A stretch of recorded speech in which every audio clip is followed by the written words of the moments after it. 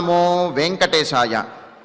जीवानां हितदर्शनाय किल यो धर्मावतारो भवत् सर्वत्यागपुरस्सरं जनहिते यो व्यापृतो भूत् सदा सर्वस्यात्मनिवेदने भवति यद्रूपं स्वमूर्तं शुभं सोऽयं श्री गुरुरामचन्द्र इति यो राशाजते क्ष्मातले। సమస్త జీవరాశుల యొక్క క్షేమం కోసం ధర్మావతార స్వరూపినిగా అవతరించినవాడు ఆశ్రిత జన రక్షకుడు అయినటువంటి శ్రీరామచంద్రునికి నమస్కరిస్తూ తదభిన్న స్వరూపుడైనటువంటి ఆ శ్రీనివాసుని యొక్క దయా విశేషం చేత సమస్త మానవాళికి ధర్మ తత్పరతను సకల కార్యసిద్ధిని చేకూర్చాలన్నటువంటి సంకల్పంతో తిరుమల తిరుపతి దేవస్థానం వారు నిర్వహిస్తున్నటువంటి శ్రీమద్ రామాయణం అయోధ్యాకాండ ప్రవచన పారాయణ కార్యక్రమంలో నేటికి మనం 272వ రోజులోకి ప్రవేశించాం. ఈ కార్యక్రమంలో ముందుగా అన్నమాచార్యుల వారి సంకీర్తన అయినటువంటి నమో నమో దశరథ నందన రామ అనేటటువంటి సంకీర్తనను శ్రీమతి జి రేవతి గారు అన్నమాచార్య ప్రాజెక్టు కళాకారులు వారి బృందం యొక్క సహకారంతో ఆలపిస్తారు. శ్రవణం చేద్దాం. ఓం నమో వెంకటేశాయ సంకీర్తనను ఎంతో చక్కగా శ్రవణం చేశాం. ఇక ఇప్పుడు శ్రీ గురు ధ్యానపూర్వకంగా సంకల్ప వాక్యాలను అందరము కలిసి పలుకుతూ ఈ కార్యక్రమాన్ని ప్రారంభం చేసుకుందాం. శ్రీ గురు ధ్యానం. గురుర్బ్రహ్మా గురుర్విష్ణు గురుర్దేవో మహేశ్వరః గురుః సాక్షాత్ పరం బ్రహ్మ తస్మై శ్రీ గురవే నమః. శ్రీనివాస ధ్యానం. శ్రీ వెంకటాద్రినిలయః కమలాకాముకః పుమాన్ అభంగుర విభూతిర్నః తరంగయతు మంగళం. అథ సంకల్పః. శ్రీమదాదివరాహ క్షేత్రే విరాజమానస్య శ్రీ పద్మావతీ జానే అఖిలాండకోటి బ్రహ్మాండ నాయకస్య శ్రీరామచంద్ర రూపాంతరస్య భగవతః శ్రీ వెంకటేశ్వర స్వామినః సన్నిధౌ హనుమత్ సీతా లక్ష్మణ భరత శత్రుఘ్న పరివార సమేత శ్రీరామచంద్ర పరబ్రహ్మణః పరిపూర్ణానుగ్రహేణ అస్మిన్ భువనే సమస్తాదివ్యాధీనాం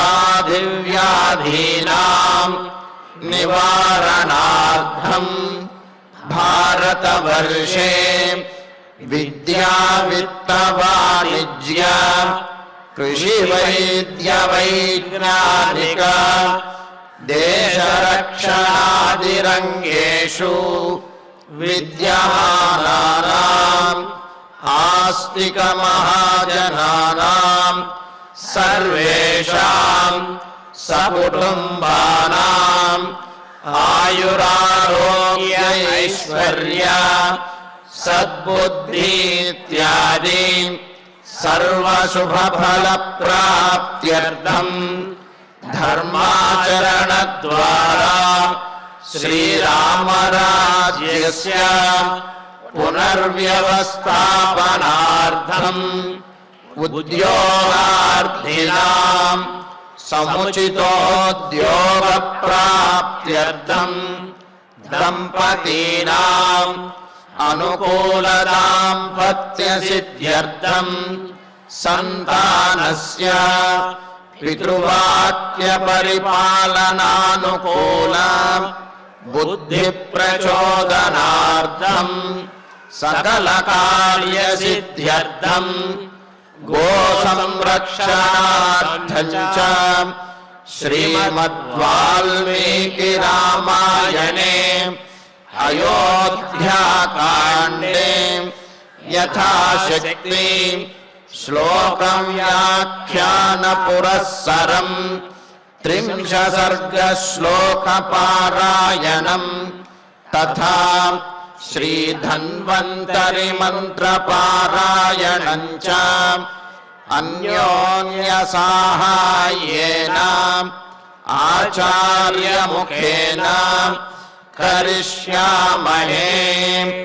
श्रीवाल्मीकिप्रार्थना कूजन्तं राम रामेति मधुरं मधुराक्षरम् आरुह्य कविताशाखां वन्दे वाल्मीकिकोकिलं।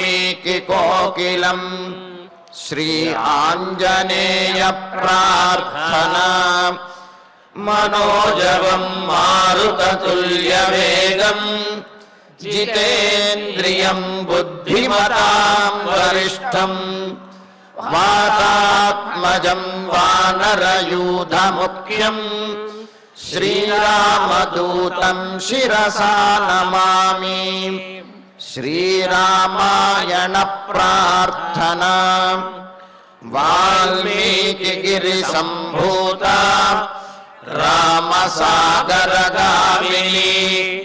पुनातिभुवनं पुण्या रामायणमहानदी।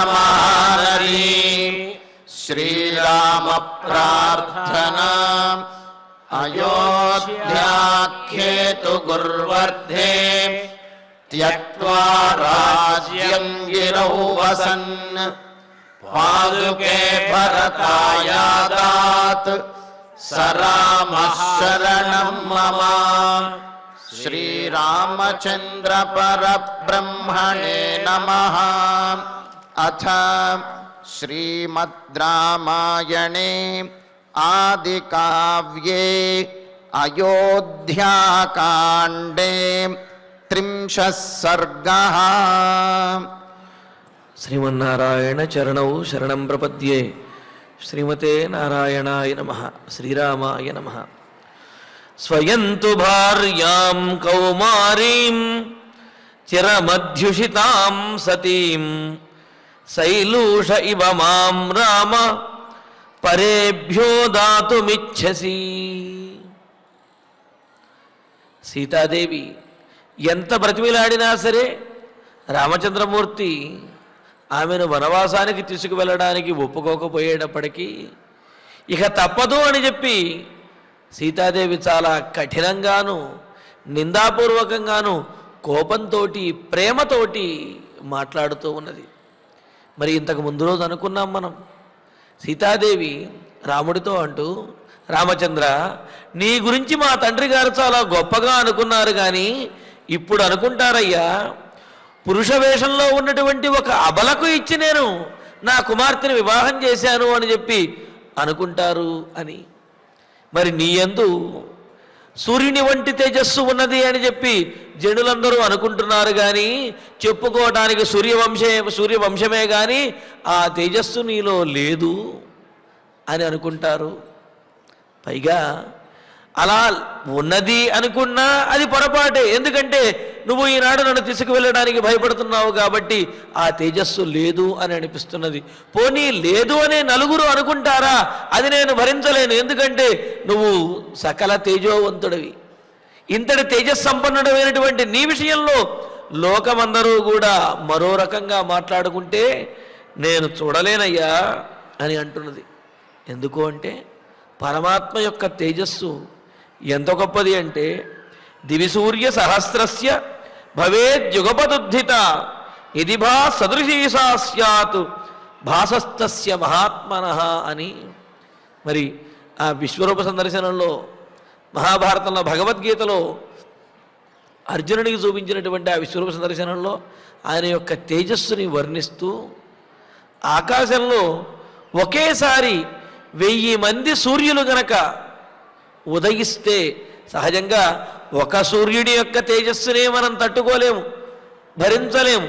అటువంటిది 1000 మంది సూర్యులు ఒకేసారి గనక ఆవిర్భవిస్తే, ఆకాశంలో కనిపిస్తే ఎంతటి తేజస్సు అయితే ఉంటుందో అంతటి తేజస్సు ఒక పరమాత్మను చూడటం ద్వారా ఆ అర్జునుడు చూడగలిగాట. అంటే అర్జునుడు అంత తేజస్సుని ప్రత్యక్షం చేసుకోగలిగాడనమాట. అర్జునుడికి దివ్యచక్షువులు ఉన్నాయి కావున, దివ్యచక్షువులని పరమాత్మ అనుగ్రహించాడు కావున ఆ తేజోమూర్తిని చూడగలిగాడు. కానీ సామాన్యులు ఎవరూ కూడా ఆ స్వామివారిని వీక్షించలేరు.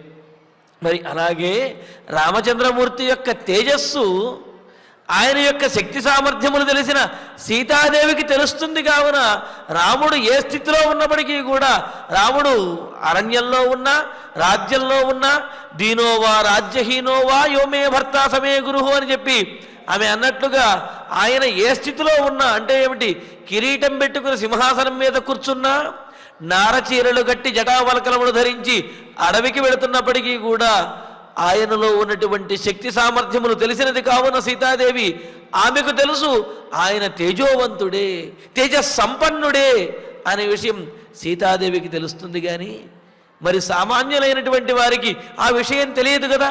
దానిలో ఏమనుకుంటారు, రాముడు ఏదో సూర్యవంశంలో జన్మించాడు కానీ సూర్యునిలో ఉన్నంత తేజస్సు రాముడిలో ఎక్కడుందండి, అందుకనే ధైర్యం లేక సీతాదేవిని విడిచిపెట్టి, సీతాదేవిని అయోధ్యానగరంలోనే విడిచి ఆయన ఒక్కడే అరణ్యానికి వెళ్ళాడు అని ఇలా అనుకుంటే నేను భరించగలనా రామచంద్ర అని చెప్పి ఇలాగా రాముణ్ణి, అంటే ఏమిటి, ఒకంత నిందను చెబుతూనే అంటూనే, అయితే తాను సాక్షాత్తుగా అనకుండా మా తండ్రి గారిలా అనుకుంటారు, లోకంలో ప్రజలందరూ ఇలా అనుకుంటారు, నిన్ను చూచిన వాళ్ళు ఇలా అనుకుంటారు అని చెప్పి తాను అందరూ అలా అనుకుంటారు అనే నిందావాక్యములను తన నోటితోటి తాను చెబుతూ మరి రాముడిలో పౌరుషాన్ని రేకెత్తిస్తూ ఉన్నది.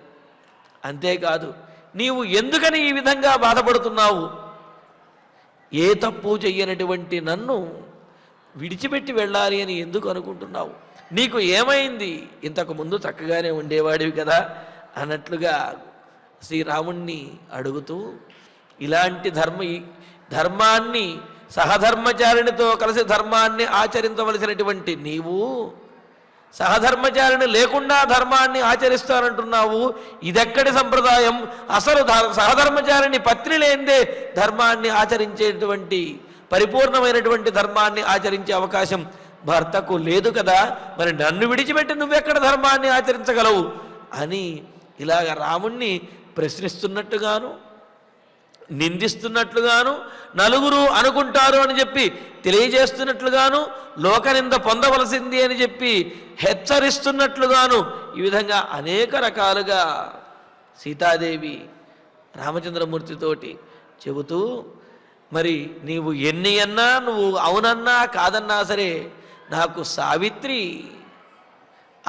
ఆదర్శప్రాయురాలు, ఆమెను అటువంటి వారిని ఆదర్శంగా, పతివ్రతామ తల్లులు ఎవరైతే ఉన్నారో వారిని ఆదర్శంగా తీసుకుని నేను నిన్ను అనుసరిస్తాను తప్ప నువ్వు వద్దన్నావు అంటే విడిచిపెడతానా, అది నా ధర్మం కాదు కదా, నీవు నీ ధర్మాన్ని పాటిస్తే నేను నా ధర్మాన్ని పాటిస్తాను అని అంటూ మరి మరింత ఇంకొద్దిగా ఘాటుగా చెబుతున్నది ఏమని అంటే, దృఢమైనటువంటి పాతివ్రత్యం కలిగినటువంటి నన్ను విడిచిపెట్టి, ఇంకొకరి దగ్గర విడిచిపెట్టి నీవు వనవాసానికి వెళ్ళాలనుకుంటున్నావు, అది ఎలా ఉంటుందో తెలుసా అని అంటూ, రామ కౌమారీం చిరం అధ్యుషితాం సతీం భార్యాం, కౌమారీం యౌవన వయస్సులో, కుమార వయస్సులో, చిన్న వయస్సులో ఉన్నటువంటి, యుక్త వయస్సులో ఉన్నటువంటి, అంటే నూతనమైనటువంటి యవ్వనారంభంలో ఉన్నటువంటి, చిరం అధ్యుషితాం ఎంతో కాలము తనతోటి ప్రేమగా గడిపినటువంటి, సతీం పతివ్రత అయిన సాధ్వి అయినటువంటి భార్యను అని. ఎందుకు అంటే సీతారాములు వివాహం అయిన తర్వాత కూడా 12 సంవత్సరముల పాటు చాలా ఆనందంగా అయోధ్యానగరంలో జీవించారు.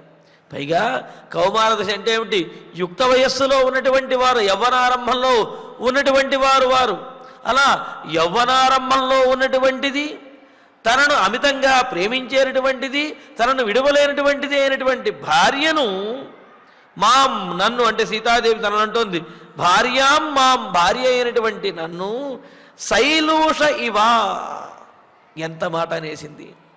శైలూష అని అంటే నటుడు అని అర్థం.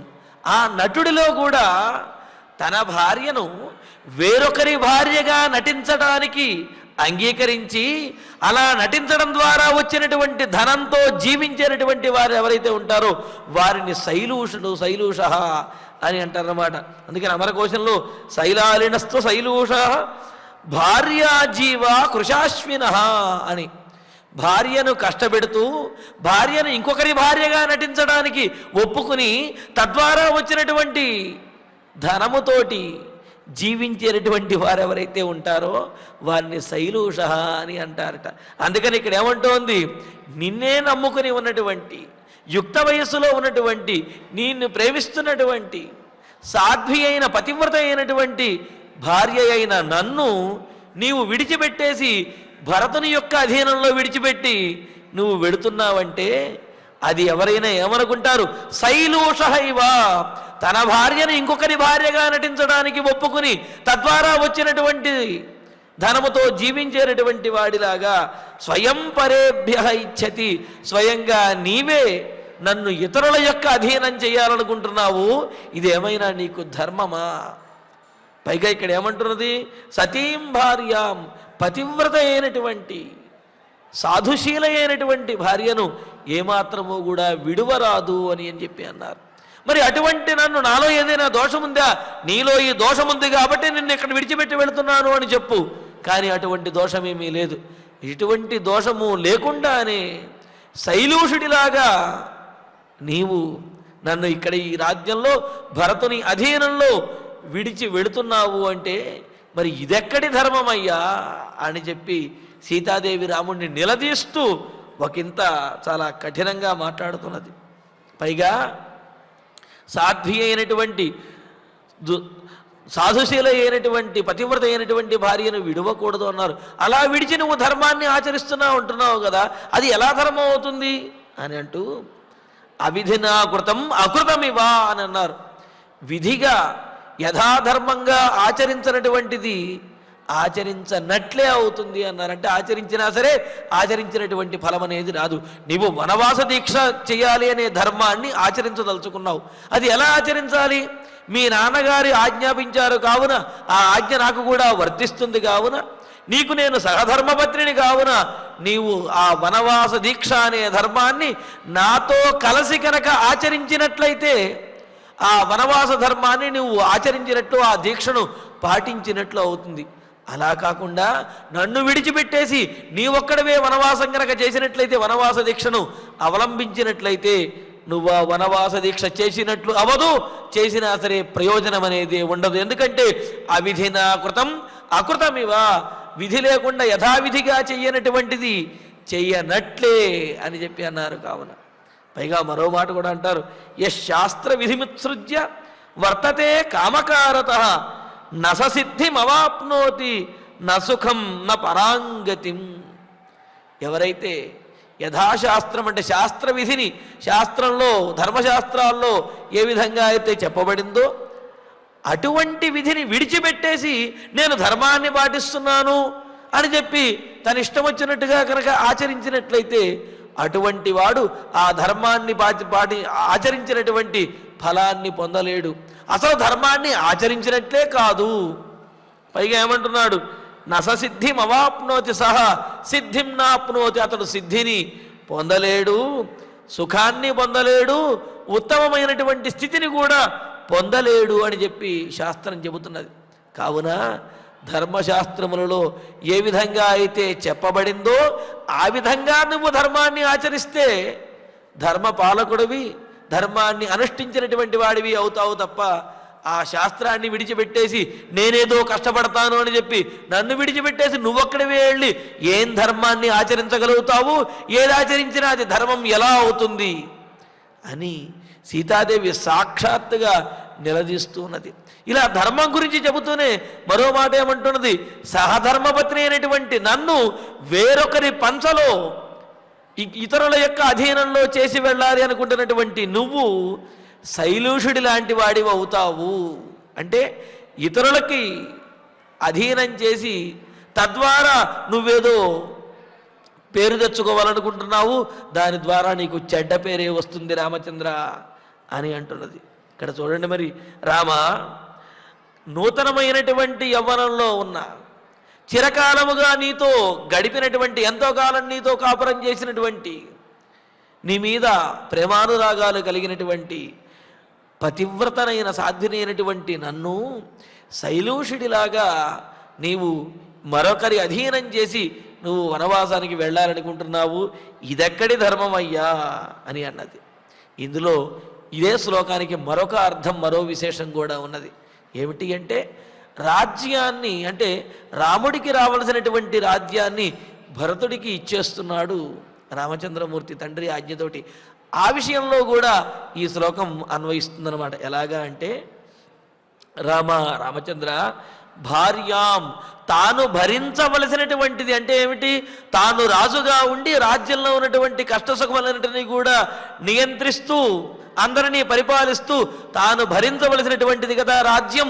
కావున భార్యాం, తాను భరించవలసినటువంటిది, సతీం, నశించనటువంటిది. సతీ అంటే నశించనటువంటిది, అదేవిధంగా పాపరహితమైనటువంటిది అని అర్థం.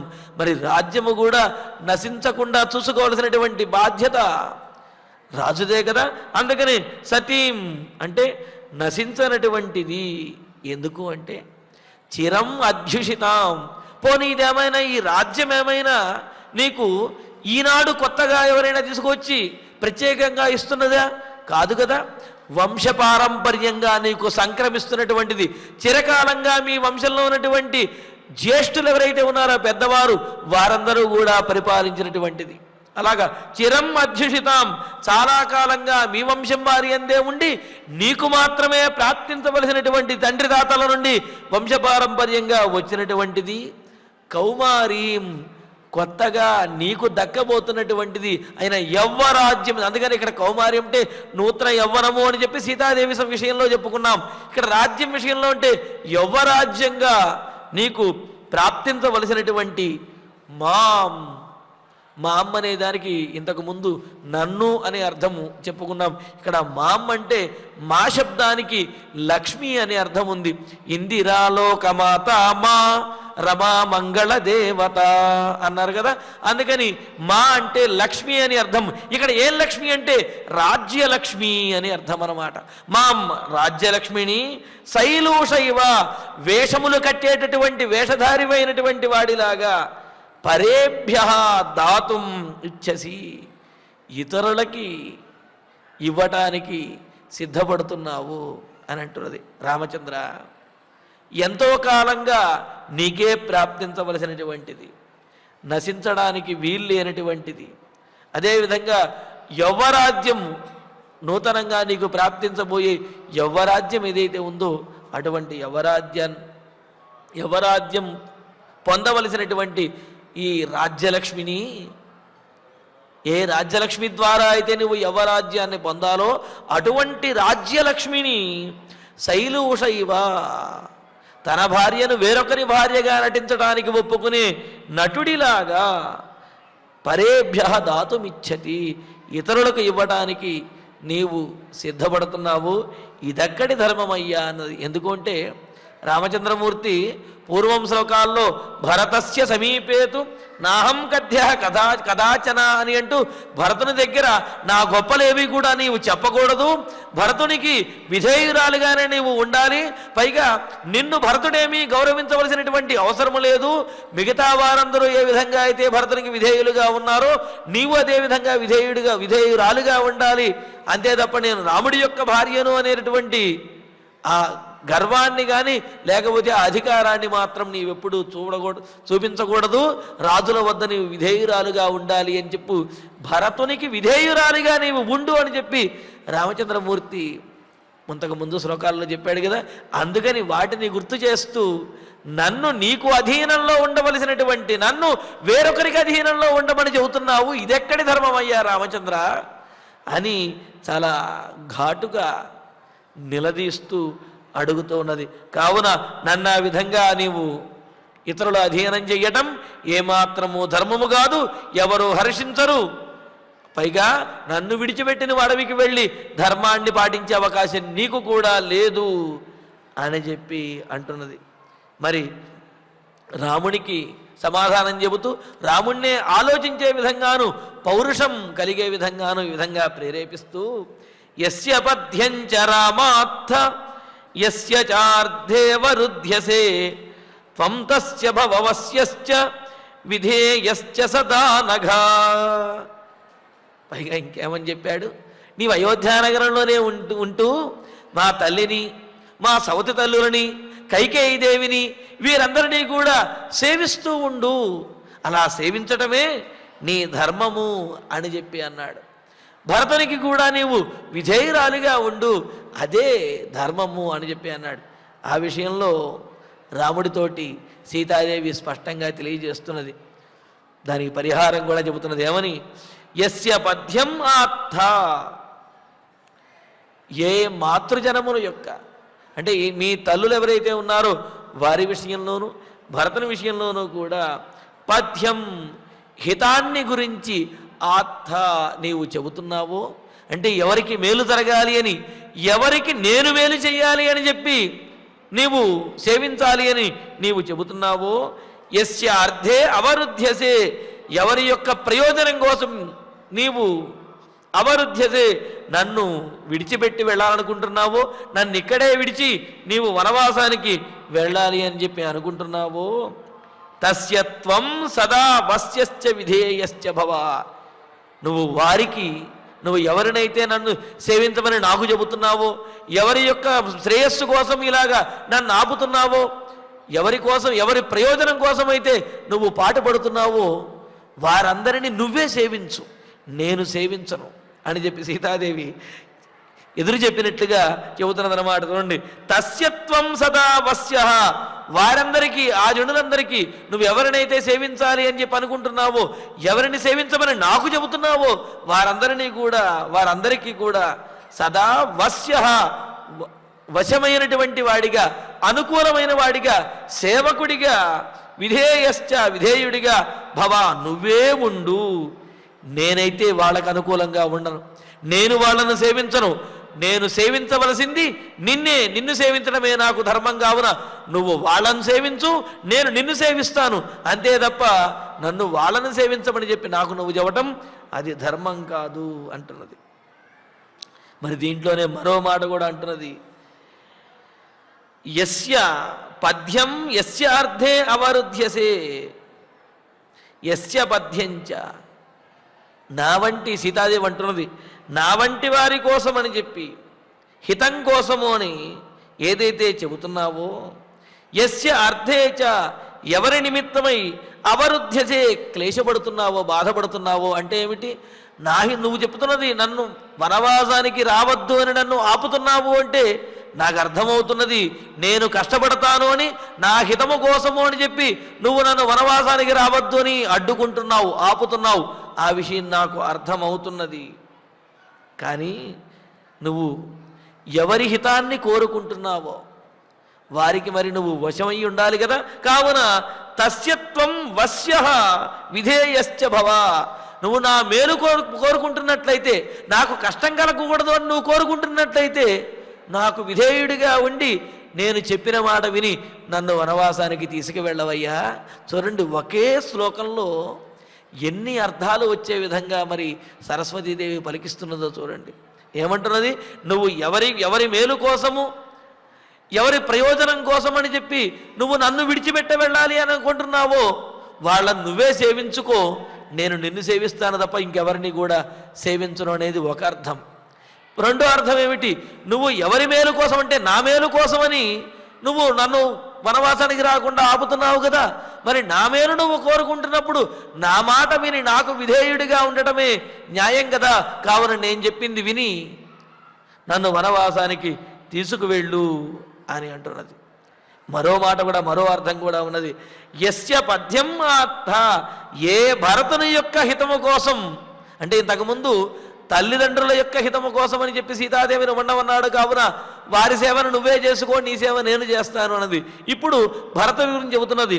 యస్య పద్యం ఆత్థ, ఏ భరతుని యొక్క హితము కోసము, ఏ భరతుని యొక్క ప్రయోజనము కోసం అంటే పట్టాభిషేకం జరగాలి అనే ప్రయోజనం కోసం అవరుధ్యసే నీవు అడ్డగింపబడ్డావో అంటే ఏమిటి, నీ పట్టాభిషేకం ఆగిపోయి నీవు వనవాసం చేయవలసినటువంటి పరిస్థితి వచ్చినదో తస్యత్వం వశ్యః భవ, అటువంటి భరతుడికి నీవే వశమయ్యుండు, అంతే తప్ప నన్ను వశమయ్యుండు అని చెప్పడానికి వీలు లేదు. భరతునికి పట్టాభిషేకం జరగాలి అంటే నీ పట్టాభిషేకం ఆగిపోయింది, నీవు వనవాసానికి వెళ్ళాలి అనేది నియమం తప్ప నేను భరతుడికి విధేయురాలుగా ఉండాలి అనే నియమం ఇక్కడ లేదు. కావున నీవు భరతుడికి విధేయుడిగా ఉండు, అటువంటి నీకు నేను విధేయురాలుగా ఉండి నిన్ను సేవిస్తాను అని ఈ విధంగా 3 అర్థములు వచ్చే విధంగా ఒక్క శ్లోకంలోనే విశేషంగా బోధించారన్నమాట. ఇలాగా సీతాదేవి రాముడితో అంటున్నది, రాముడు ఇంతకుముందు ఏ మాటలైతే చెప్పాడో వాటినన్నిటినీ కూడా ఉట్టంకించి వాటినన్నిటినీ గుర్తు చేస్తూ అవి చెయ్యవలసినటువంటి ధర్మం నాది కాదు, ఆ ధర్మాన్ని నువ్వు పాటించు, నిన్ను నేను అనుసరించి ధర్మాన్ని పాటిస్తాను అని చెబుతున్నదన్నమాట. చెబుతూ మరో మాట కూడా అంటున్నది, ఏమని,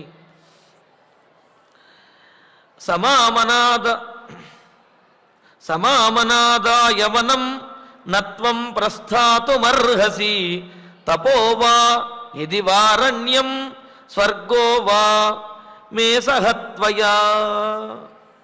మరి ఇక్కడ పశ్చిమోత్తర శాఖీయ రామాయణంలో మరొక 2 శ్లోకాలు కూడా అధికపాఠంగా కనిపిస్తూ ఉన్నాయి.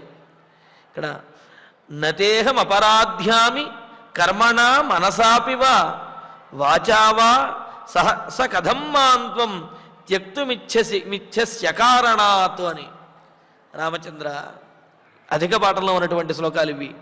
రామచంద్ర, నేను కర్మ చేత కానీ మనసు చేత కానీ వాక్కు చేత కానీ అంటే మనస వాచ కర్మణ ఏ అపరాధము కూడా నీ విషయంలో నేను చేయలేదు.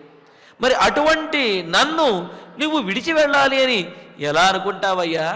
ఏదైనా శిక్ష విధించాలి అంటే అపరాధం చేసినటువంటి వారికి శిక్ష విధించాలి తప్ప ఏ అపరాధం చేయనటువంటి నాకు భర్తృవియోగము అనే శిక్షను నువ్వు విధించాలనుకుంటున్నావు. ఆ శిక్ష విధించాలంటే ఎంతో అపరాధం చేసి ఉండాలయ్యా. అటువంటి అపరాధం మనసా వాచ కర్మణ ఏ విధంగానూ కూడా నేను చేయలేదు. మరి అటువంటి నన్ను ఎలా విడిచిపెట్టి వెళతావు అని అంటున్నది. మరొక శ్లోకం కూడా ఉన్నది, యదివాప్యపరాధస్తే మయా కశ్చిత్ పురాకృతః అజ్ఞానాద్ యదివాజ్ఞానాత్ క్షామయే త్వాం ప్రసీదయే.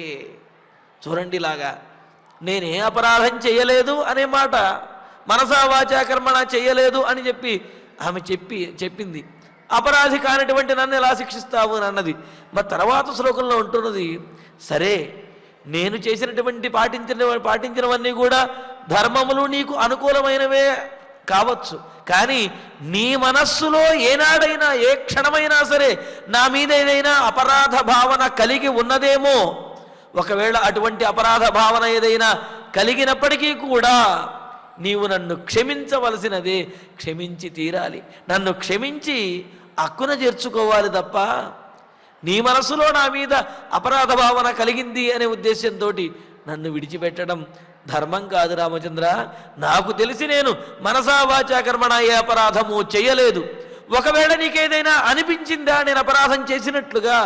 అలా అనిపించినట్లయితే కరుణామూర్తివైనటువంటి నీవు నస్మరత్యపకారాణం శతమప్యాత్మవత్తయా అని చెప్పి అన్నారు కదా.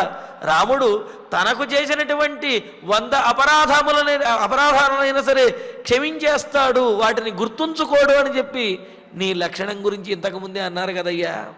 మరి అటువంటిది ఏ అపరాధం నేను చెయ్యలేదు. ఒకవేళ నీకు చేసినట్లుగా అనిపించినా నన్ను మన్నించి క్షమించి అక్కున చేర్చుకుని నీతో పాటు తీసుకువెళ్ళాలి, కానీ ఏ అపరాధం చేయని నన్ను ఇలా విడిచిపెట్టి వెళ్ళడం ఇది నీకు ధర్మమా రామచంద్ర అని ఇలాగా అంటే ఏమిటి, నిందాపూర్వకంగాను హెచ్చరిస్తున్నట్లుగాను కోపగిస్తున్నట్లుగాను ప్రేమతోటి ఇలాగా బ్రతిమలాడుతున్నట్టుగాను ఇన్ని రకాలైనటువంటి భావాలు ఒకేసారి చొప్పించి సీతాదేవి రామచంద్రమూర్తిని నిలదీసి అడుగుతూ ఉన్నదన్నమాట ఇక్కడ. మరి తర్వాత శ్లోకంలో సమామనాదాయ వనం నత్వం ప్రస్థాతుమర్హసి తపోవా యది వారణ్యం స్వర్గో వా మే సహత్వయా.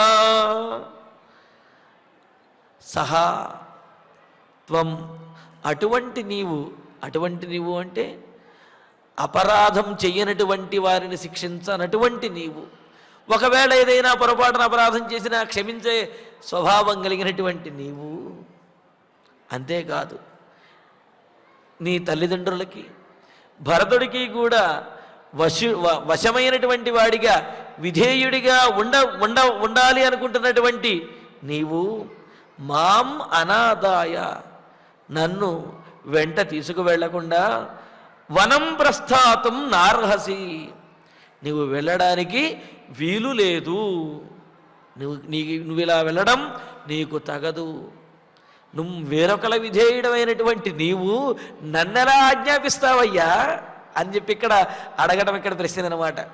అందుకనే మహాభారతంలో కూడా ద్రౌపదీదేవిని మరి ధర్మరాజు పణంగా పెట్టిన తర్వాత ఆ సందర్భంలో ద్రౌపదీదేవి ఒక ప్రశ్న అడుగుతుంది. ధర్మరాజు నన్నోడి తన్నోడాడో తెలుసుకుని రావయ్యా అని చెప్పి అడుగుతుంది ద్రౌపదీదేవి. అంటే అక్కడ ఉద్దేశం ఏమిటి అంటే, భర్త తాను సమర్థుడిగా ఉండి తనకేది అపాయం కలిగినటువంటి సందర్భంలో భార్యను పణంగా పెట్టడానికి, అంటే పందెంలో భార్యను పెట్టడానికి, భార్యను బలి చేయడానికి వీలు లేదు. కావున ధర్మరాజు గనక స్వాధీనమై ఉన్నప్పుడు నన్ను ఆ జీవితంలో పణంగా పెట్టడానికి ఏమాత్రము అవకాశం లేదు. సరే, ధర్మరాజు తనను తాను ఓడిపోయిన తర్వాత అప్పుడు భార్యను మరి పణంగా పెట్టుండొచ్చు కదా. అంటే తనను తానే ఓడిపోయినటువంటి వాడికి ఇతరులను పణంగా పెట్టేటటువంటి అధికారం అనేదే లేదు. కావున ఈ ధర్మ సూక్ష్మాన్ని ముందు ధర్మరాజుని వెళ్ళి అడగవయ్యా అని చెప్పి అంటుంది ద్రౌపదీదేవి తనను తీసుకువెళ్ళడానికి వచ్చిన వాడితోటి. అంటే ఏమిటి ఇక్కడ, తాను ఇతరులకు విధేయుడిగా ఉన్నప్పుడు వేరే వారిని ఆజ్ఞాపించేటటువంటి అవకాశం అనేది ఉండదు అని తెలియజేయటం అందులో ఉన్నటువంటి విశేషం అన్నమాట.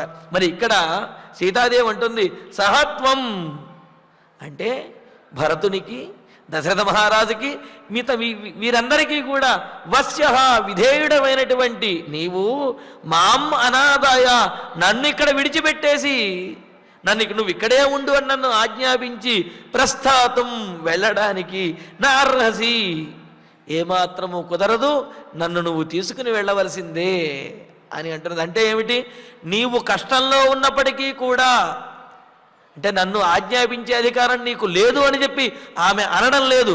కానీ ఏమంటున్నది, నీవు కష్టంలో ఉన్నావు కాబట్టి నన్ను విడిచిపెట్టి వెళ్ళాలనుకుంటున్నావు. కానీ నువ్వు కష్టంలో ఉన్నప్పటికీ కూడా, నువ్వు వేరే వారికి విధేయుడిగా ఉన్నప్పటికీ కూడా నేను నీకు విధేయురాలిగా నీతో పాటే వస్తాను తప్ప నేను వేరే వారికి విధేయుడినయ్యాను కావున సీతాదేవిని భార్యను విడిచిపెట్టి వెళతాను అంటే అది కుదరనటువంటి పని, అలా చెయ్యకూడదు. కావున నా అర్హసి నువ్వు నన్ను విడిచిపెట్టి వెళ్ళడానికి వీలు లేదు. తపహవా తపస్సే కానీ నువ్వు తపస్సు చేయడానికే వెళ్ళు, లేదా ఎదివా అరణ్యం వా నువ్వు అడవికే వెళ్ళు, ఎక్కడికి వెళ్ళినప్పటికీ కూడా స్వర్గహవా స్వర్గానికి వెళ్ళినప్పటికీ మే త్వయా సహభవతు నేను నీతో పాటే ఉంటాను. నువ్వు అరణ్యానికి వెళ్ళినా, తపస్సు చేయడానికి వెళ్ళినా, స్వర్గానికి వెళ్ళినా, ఎక్కడికి వెళ్ళినా, నువ్వు రాజుగా వెళ్ళినా, దీనుడిగా వెళ్ళినా, ఇతరులకు వశమైనటువంటి వాడిగా వెళ్ళినా, ఎక్కడికి వెళ్ళినప్పటికీ నేను నీతో పాటే ఉంటాను తప్ప నేను నిన్ను విడిచిపెట్టి ఉండేటటువంటి అవకాశమే లేదు, అలా ఉండను అని చెబుతున్నది. అందుకనే మనకు ధర్మశాస్త్రాల్లో కూడా చెబుతున్నారు, సతికి అంటే భార్యకు భర్త యొక్క సాన్నిధ్యమే తప్పనిసరి, అంటే నిజమైనటువంటి ధర్మము, ఆయనతో కలిసి ధర్మాన్ని ఆచరించడమే నిజమైనటువంటి ధర్మము అని చెబుతున్నది. భార్యాహి పరమోహ్యర్థ పురుషస్యేహ పఠ్యతే అన్నారు. అందుకనే చెబుతారు, భర్తకి తన జీవితంలో అన్నింటికంటే కూడా ముఖ్యమైనది ఏమిటి అంటే పరమోహ్యర్థ పరమ ప్రయోజనము ముఖ్యమైనటువంటిది ఎవరు అంటే భార్యాహి భార్యే అని చెప్పారు. అసహాయస్ ఎందుకు అంటే అసహాయస్య లోకేస్మిన్ లోకయాత్ర సహాయని అందరూ విడిచిపెట్టినటువంటి ఒంటరి వాడైనప్పటికీ కూడా విడిచిపెట్టకుండా భర్తతో ఉండేటటువంటిది భార్యే. కావున ఈ లోకంలో అందరూ విడిచిపెట్టిన భార్య మాత్రం భర్తను విడిచిపెట్టకూడదు, అలా ఉండేటటువంటిదే భార్య. కావున అటువంటి భార్య ఆ భర్తకు చాలా ముఖ్యమైనటువంటిది, ప్రధానమైనటువంటిది అనే విషయాన్ని ఇక్కడ చాలా స్పష్టంగా మనకు ధర్మశాస్త్రంలో తెలియజేశారు. అసహాయస్య లోకేస్మిన్ లోకయాత్రా సహాయిని. ఇక్కడ లోకయాత్రా సహాయిని అనే దానికి విశేషార్థం చెబుతారు. ఏమని అంటే, లోకయాత్ర ఈ లోకంలో ప్రయాణించడానికి వెళ్ళడానికి సహాయిని సహాయంగా ఉంటుంది, సహకరిస్తుంది అని చెబుతూనే లోకయాత్ర పరలోకయాత్రకు వెళ్ళడానికి కూడా, అంటే ఏ లోకానికి వెళ్ళినప్పటికీ కూడా అనుసరించగలిగినటువంటి శక్తి సామర్థ్యాలు భార్యకు ఉన్నాయి. కావున భార్యాహి పరమోహ్యర్థ, భార్య ప్రధానమైనటువంటిది, విడువరానటువంటిది అని చెప్పి ధర్మశాస్త్రాల్లో కూడా చెబుతున్నారు. అందుకనే సీతాదేవి ఇక్కడ ఏమంటున్నది, నీవు వారికి విధేయుడు అయినప్పటికీ కూడా వారి ఆజ్ఞను, అంటే దశరథ మహారాజు యొక్క ఆజ్ఞ కోసము, నీ తమ్ముడైనటువంటి భరతుని యొక్క ప్రయోజనం కోసము నీవు వనవాసానికి ఇతరులకు విధేయుడై నీవు వనవాసానికి వెళుతున్నప్పటికీ కూడా నన్ను విడిచిపెట్టి వెళ్ళడానికి వీలు లేదు, నిన్ను విడిచి నేను ఉండను. కావున నన్ను కూడా వనవాసానికి తీసుకువెళ్ళవయ్యా, నీతో పాటు తపస్సుకైనా, అరణ్యానికైనా, స్వర్గానికైనా, ఎక్కడికైనా రావడానికి నేను సిద్ధము. కావున నన్ను విడవడానికి వీలు లేదు అని అంటూ, నచమే భవితా తత్ర కశ్చిత్ పథి పరిశ్రమః పృష్ఠతస్తవ గచ్చంత్యా విహారశయనేష్వివ. రామచంద్ర, నువ్వు ఒకటే ఆలోచిస్తున్నావు, నేను కనుక వనవాసానికి వస్తే ఆ వనవాసంలో ఆ కష్టములను నేను భరించలేను అని. కానీ నీతో రావటం నాకు శ్రమ కాదు, కష్టము కాదు అంటూ తత్ర ఆ అరణ్యంలో పథితవ పృష్ఠత మే విహార శయనేషు ఇవ, పది మార్గంలో తవ పృష్ఠత నిన్ను అనుసరిస్తూ నీ వెనకాల నడుస్తూ ఉంటే, గచ్చంత్య నడుస్తున్నటువంటి నాకు విహార శయనేషు ఇవ, విహారముల యందు, శయనముల యందు, అలా శయనముల ఎందంటే విహారయాత్రలు చేస్తూ అలసిపోయినటువంటి వారు పడుకుంటే ఎంత హాయిగా ఉంటుందో. అంటే ఏమిటి, విహారయాత్ర చేసేటప్పుడు హాయిగా ఉంటుంది, విహారయాత్ర చేసి ఆ ఆనందములను తలుచుకుంటూ నిద్రించినా సరే హాయిగానే ఉంటుంది. కావున ఆ అరణ్యంలో నీతో పాటు నిన్ను అనుసరించి వస్తూ అలా నడిచి విహరించి అలసిపోయి అది కొండరాయి మీద పడుకున్నప్పటికీ కూడా అది సుఖంగానే ఉంటుంది. అందుకనే అంటారు కదా, ఆకలి రుచి ఎరుగదు, నిద్ర సుఖమెరుగదు అని అంటారు. అంటే బాగా ఆకలిగా ఉన్నటువంటి వాడికి రుచేమీ అవసరం లేదు, కడుపు నిండటం ముఖ్యం. కావున చకచక ఏదైనా సరే అమృతంలాగా స్వీకరిస్తారు. బాగా నిద్ర వచ్చేటటువంటి వారికి పెద్ద పెద్ద పరుపులు, హంసదూరికాదల పాలు పరుపులు అవసరం లేదు, గట్టు మీదైనా చక్కగా గుర్రు పెట్టి నిద్రపోతారు. అంటే ఏమిటి, అలసిపోయినటువంటి చక్కటి నిద్ర, ప్రశాంతమైనటువంటి చిత్తముతో నిద్ర వచ్చేటటువంటి వారికి హంసతూలిక తలపమును అవసరం లేదు, గట్టు మీద రాయి మీద అయినా సరే చక్కగా నిద్రపడుతుంది. అదే అందుకనే ఇక్కడ సీతాదేవి అంటున్నది, నేను నడవటానికో లేకపోతే నేను నిద్రించడానికో అక్కడ కష్టపడవలసి వస్తుంది అంటున్నావు కదా రామచంద్ర. అలా కాదు, నీతో పాటు నడిచి అలసిపోయి నీతో విహరించినటువంటి ఆ విహారములను తలుచుకుంటూ నేను కొండరాయి మీద అయినా సరే సుఖముగా శయనించగలను. అది సుఖమే తప్ప అది కష్టము కాదు నాకు అని అంటున్నది. అందుకనే విహార శయనేషు అని అన్నారు. విహార శబ్దానికి అర్థం విహారస్తు పరిక్రమ అని అమరం చెబుతున్నది. అంటే కాళ్ళతో నడుచుకుంటూ హాయిగా, అంటే ప్రశాంతమైనటువంటి చిత్తముతో నడుచుకుంటూ వెళ్ళడం ఏదైతే ఉందో దానిని విహారము అని చెప్పి అన్నారన్నమాట. అంటే మెల్లగా ఏదో పని మీద పరిగెడుతూ వెళ్ళడం కాదనమాట. అలా కాకుండా ప్రశాంతమైనటువంటి చిత్తంతో, అది నౌకా విహారం కావచ్చు, నడుచుకుంటూ చేసే విహారం కావచ్చు, ఏదైనా కావచ్చు, అలా వెళ్ళడాన్ని విహారము అని అన్నారు. రాముడేమో వనవాసం చేయడం కష్టకరము అని అంటే, సీతాదేవి వనవాసం అనేది విహారము. అంటే మనకు వనంలో తిరగడానికి కావలసినంత సమయం 14 సంవత్సరముల సమయం అనేది ఉన్నది. ఈ 14 సంవత్సరములు చెట్టాబట్టాలు వేసుకుని మెల్లగా నడుచుకుంటూ మాట్లాడుకుంటూ వెళతాం. అలా నడిచిన తర్వాత అలసిపోతాం. అలా అలసిపోయి చేసినటువంటి విహారమును తలుచుకుంటూ నిద్రపోతే అది హంసతూలిక తలపమైన కొండరాయి అయినా సమానమే అవుతుంది, ఏమాత్రము కష్టము కాదు. అందుకనే ఉంటుంది కశ్చిత్ పరిశ్రమ నభవిత, ఏమాత్రము కూడా శ్రమ అనేది ఉండదు, ఏమాత్రము బడలిక ఉండదు. ఆ వనవాసంలో నీతో పాటు నేను పొందే ప్రతి క్షణము కూడా, నేను గడిపేటటువంటి ప్రతి క్షణము కూడా అది విహారం అవుతుంది, అది ఆనందకరమే అవుతుంది. కావున రామచంద్ర, నేనేదో కష్టపడతాను అనే ఉద్దేశంతో నన్ను ఇక్కడ విడిచి వెళ్ళడం అనేది ధర్మం కాదు. నీతో పాటు వనవిహారం చేసేటటువంటి అవకాశాన్ని నాకు కూడా కల్పించవయ్యా, నన్ను ధర్మాన్ని ఆచరించే విధంగా సహకరించవయ్యా రామచంద్ర అని చెప్పి సీతాదేవి రాముణ్ణి పరిపరి విధాలుగా ఇలాగా హెచ్చరిస్తూ, నిందిస్తూ, ప్రార్థిస్తూ మాట్లాడుతున్నది. మరి ఇందులో ఉన్నటువంటి మరికొన్ని విశేషాలని తరువాతి ప్రవచనంలో తెలుసుకుందాము. ఇక ఇప్పుడు ఆచార్యుల వారి ద్వారా శ్లోకాలను పారాయణ చేసుకుందాము. స్వయంతు భార్యాం కౌమారీం చిరం అధ్యుషితాం సతీం శైలూష ఇవ మాం రామ పరేభ్యః దాతుమిచ్ఛసి యస్య పథ్యం చ రామార్థ యస్య చార్థే అవరుధ్యసే త్వం తస్య భవ వస్యశ్చ విధేయశ్చ సదా నఘ సమాం అనాదాయవనం నత్వం ప్రస్థాతుమర్హసి తపోవా యది వారణ్యం స్వర్గో వామే సహత్వయా నచమే భవితా తత్ర కశ్చిత్ పథి పరిశ్రమః పృష్ఠతస్తవ గచ్చంత్యా విహారా శయనేష్వివ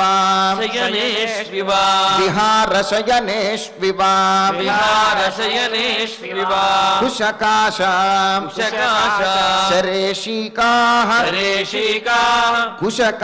శరేషీకాః ఏ చ కంటకినోద్రుమాః శూలాజినా సమస్పర్శ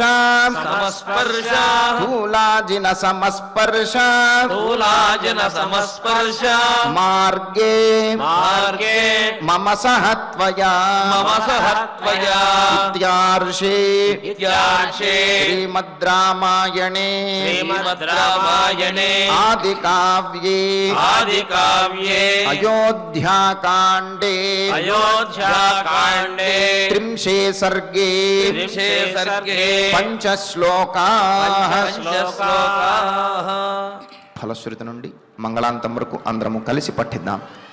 ఫలశ్రుతి ఆయుష్యమారోగ్యకరం యశస్యం సౌభ్రాతృకం బుద్ధికరం సుఖం చ శ్రోతవ్యమేతన్నియమేన సద్భిః ఆఖ్యానమోజస్కరమృద్ధికామైః. శ్రీరామచంద్ర పరబ్రహ్మణే నమః. అథ ధన్వంతరి ధ్యానం అచ్యుతానంత గోవింద విష్ణో నారాయణామృత. రోగాన్ మే నాశయా శేషాన్ ఆశు ధన్వంతరే హరే. ఆరోగ్యం దీర్ఘమాయుష్యం బలం తేజోధియం శ్రియం స్వభక్తేభ్యోనుగృహ్ణాతం వందే ధన్వంతరిం హరిం. ధన్వంతరేరిమం శ్లోకం భక్త్యా నిత్యం పఠంతి యే అనారోగ్యం న తేషాం స్యాత్ సుఖం జీవంతి తే చిరం. ఓం నమో భగవతే వాసుదేవాయ. ధన్వంతరయే అమృత కలశహస్తాయ వజ్రజలౌకహస్తాయ సర్వామయ వినాశనాయ త్రైలోక్యనాథాయ మహావిష్ణవే స్వాహా. ఓం వాసుదేవాయ విద్మహే సుధాహస్తాయ ధీమహి తన్నో ధన్వంతరి ప్రచోదయాత్. అథ నవగ్రహ ప్రార్థనా. ఆరోగ్యం పద్మబంధుర్వితరతు నితరాం సంపదం శీతరశ్మిః. భూలాభం భూమిపుత్రః సకల గుణయుతాం వాగ్విభూతిం చ సౌమ్యః. సౌభాగ్యం దేవమంత్రీ రిపుభయశమనం భార్గవః. శౌర్యమార్కిః దీర్ఘాయుః సైంహికేయః. విపులతరయశః కేతుః ఆచంద్రతారం. అరిష్టాని ప్రణశ్యంతు దురితాని భయాని చ. శాంతిరస్తు శుభం మేస్తు గ్రహాః కుర్వంతు మంగళం. అధ క్షమా ప్రార్థనా. యదక్షరపదభ్రష్టం మాత్రాహీనం చ యద్భవేత్ తత్సర్వం క్షమ్యతాం దేవా నారాయణ నమోస్తుతే. అథ భగవత్ సమర్పణం. కాయేన వాచా మనసేంద్రియైర్వా బుద్ధ్యాత్మనా వా ప్రకృతే స్వభావాత్ కరోమి యద్యత్ సకలం పరస్మై నారాయణాయేతి సమర్పయామి. అథ మంగళం శ్రియః కాంతాయ కళ్యాణ నిధయే నిధయేర్ధినాం. శ్రీ వెంకట నివాసాయ శ్రీనివాసాయ మంగళం. ఓం నమో వెంకటేశాయ. భక్తులకు విజ్ఞప్తి, ఈ నెల 20వ తారీఖున ఉదయం 7 గంటల నుండి విష్ణు సహస్రనామ స్తోత్ర పారాయణ కార్యక్రమాన్ని మనం నిర్వహించుకోబోతున్నాము. భీష్మ ఏకాదశి పర్వదినాన్ని పురస్కరించుకుని 20వ తారీఖు ఉదయం 7 గంటల నుండి 9 గంటల వరకు మనం విష్ణు సహస్రనామ స్తోత్ర పారాయణ కార్యక్రమాన్ని నిర్వహించుకోబోతున్నాము. అందున స్వామివారి యొక్క క్షేత్రం నుండి జరుగుతున్నటువంటి ఈ కార్యక్రమంలో తమ తమ ఇళ్ల వద్ద నుండి పాల్గొని కూడా శ్రీ వెంకటాచలంలో పారాయణ చేసినటువంటి ఫలాన్ని భక్తులందరూ కూడా పొందవచ్చును. కావున భక్తులందరూ సిద్ధంగా ఉండి ఈ సామూహికమైనటువంటి అఖండమైన విష్ణు సహస్రనామ స్తోత్ర పారాయణ కార్యక్రమంలో పాల్గొని శ్రీవారి యొక్క అనుగ్రహాన్ని పొందవలసిందిగా తెలియజేస్తున్నాము. ఓం నమో వెంకటేశాయ.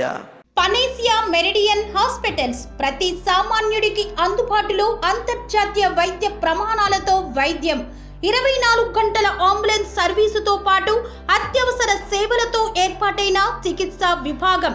మా దగ్గర గుండె సంబంధిత, మూత్రపిండ, కాలేయ, కంటి జబ్బులకు, మోకాళ్ల శస్త్ర చికిత్సతో పాటు కోవిడ్-19, బ్లాక్ ఫంగస్ వంటి వైరస్లకు, అన్ని రకాల ఆరోగ్య సమస్యలకు నమ్మకమైన అత్యాధునిక వైద్య చికిత్సను అందిస్తున్న హాస్పిటల్ పనేసియా మెరిడియన్ హాస్పిటల్స్. మీ ఆరోగ్య సమస్య ఏదైనా ఇప్పుడు పరిష్కారం సాధ్యం. సంపూర్ణ ఆరోగ్యం కోసం సంప్రదించండి Panacea Meridian Hospitals. Opposite Bheeramguda Kaman, RC Puram, Sangareddy district. Pin code 502032. సంప్రదించాల్సిన ఫోన్ నెంబర్ 0845524177 మరియు 7893757770.